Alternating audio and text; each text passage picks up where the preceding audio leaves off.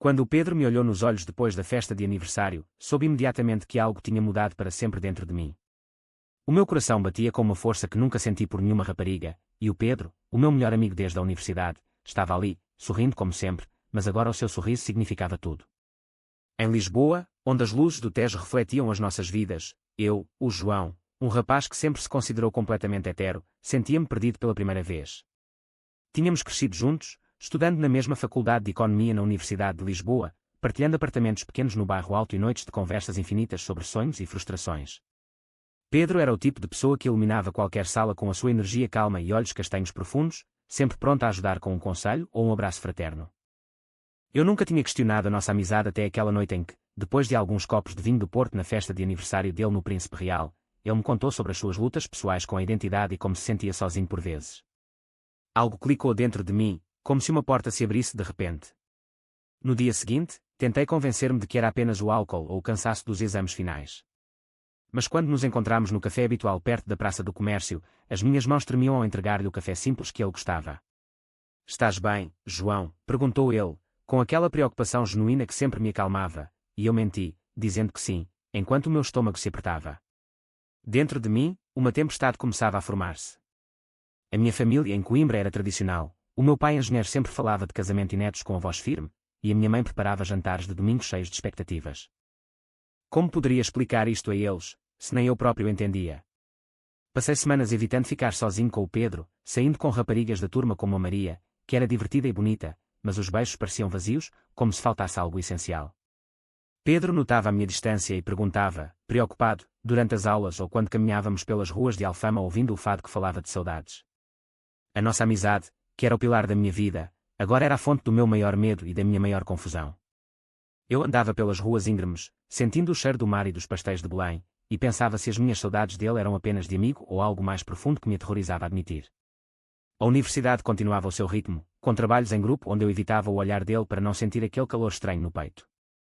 Mas uma tarde, durante um projeto sobre mercados europeus na biblioteca, as nossas mãos tocaram-se acidentalmente ao passar papéis, e o choque elétrico foi inegável, fazendo-me retirar a mão rápido demais. Pedro ficou quieto por um momento, os olhos dele procurando os meus.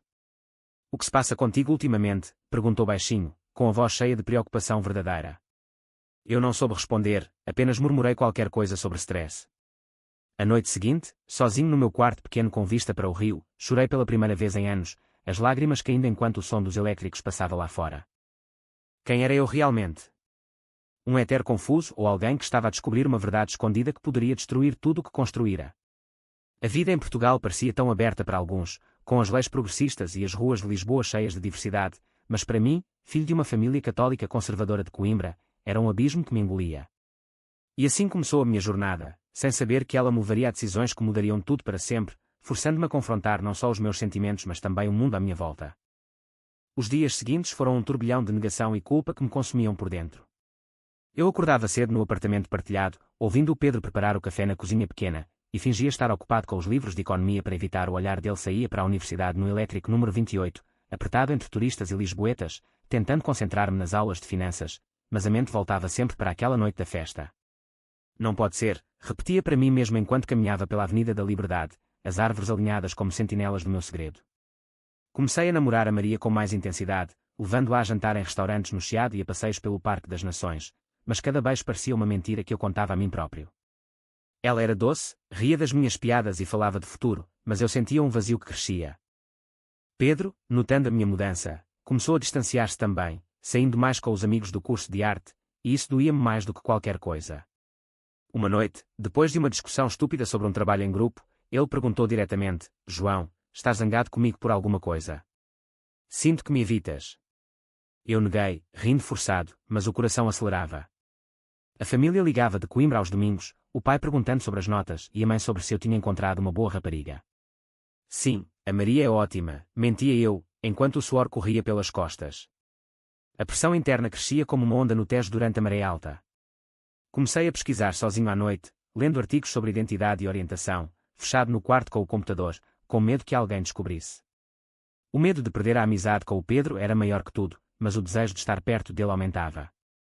Uma tarde chuvosa, fomos juntos a Sintra para um projeto de pesquisa sobre turismo, o comboio balançando nas curvas da serra.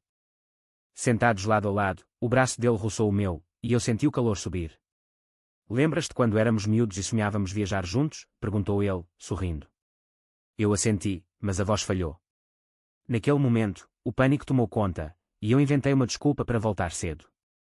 Em casa, chorei novamente, percebendo que a negação não bastava mais. A crise de identidade consumia-me, era eu o filho perfeito que a família queria ou alguém completamente diferente?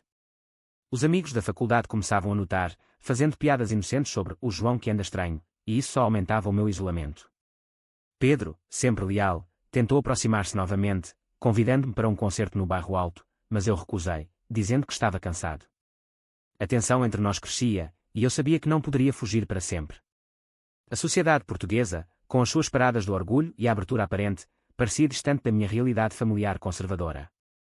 Cada dia era uma batalha interna, onde o amor que começava a nascer me aterrorizava tanto quanto me atraía.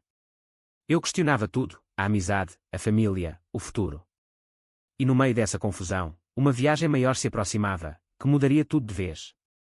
A viagem a Porto foi o ponto de viragem que eu tanto temia e desejava.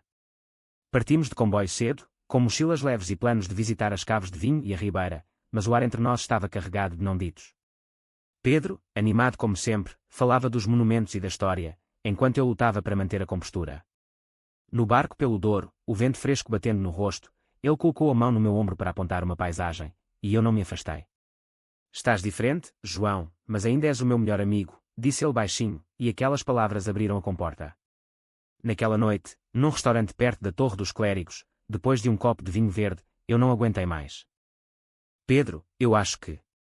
Eu sinto algo por ti que não é só amizade, confessei, a voz tremendo, os olhos fixos no prato.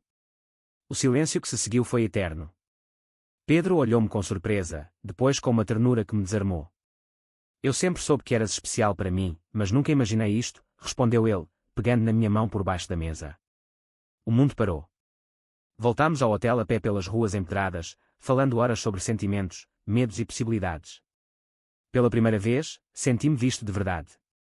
Mas o pânico voltou ao amanhecer, e a família? E a Maria? E os amigos? A viagem de regresso a Lisboa foi silenciosa, cheia de promessas e dúvidas. Em casa, a realidade bateu, um amigo mútuo viu-nos mais próximos e começou a espalhar rumores na faculdade.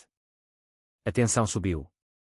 Pedro queria que fôssemos honestos, mas eu ainda hesitava, dividido entre o amor que crescia e o medo de perder tudo. As noites em Lisboa tornaram-se longas, com passeios pelo Tejo onde nos abraçávamos escondidos, mas o peso das mentiras aumentava. A crise interna transformava-se em crescimento, mas o preço era alto. A notícia espalhou-se como fogo em Lisboa. A família em Coimbra soube por uma chamada da tia, e o pai exigiu que eu voltasse para casa imediatamente. Isto é uma fase, João, não podes destruir a nossa reputação, gritou ele ao telefone, a voz cheia de decepção. A mãe chorava, perguntando onde errara. Os amigos da universidade dividiram-se, alguns apoiaram, outros afastaram-se com olhares estranhos. Pedro, forte ao meu lado, enfrentou os comentários no campus, mas eu via a dor nos olhos dele quando eu hesitava em público.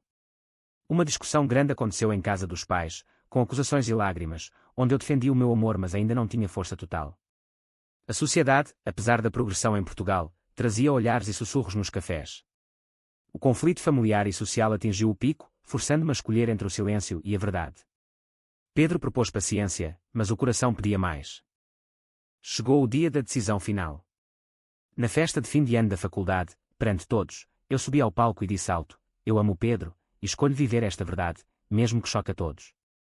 O silêncio inicial deu lugar a aplausos de alguns e choque de outros. A família assistiu por vídeo, o pai pálido. Decidi mudar para Porto com o Pedro, abandonando planos antigos, abraçando o crescimento. A jornada terminou em aceitação, mas com cicatrizes. É verdade que o amor verdadeiro sempre vale a pena arriscar tudo, mesmo que isso choque as pessoas que mais amamos. Verdadeiro ou falso?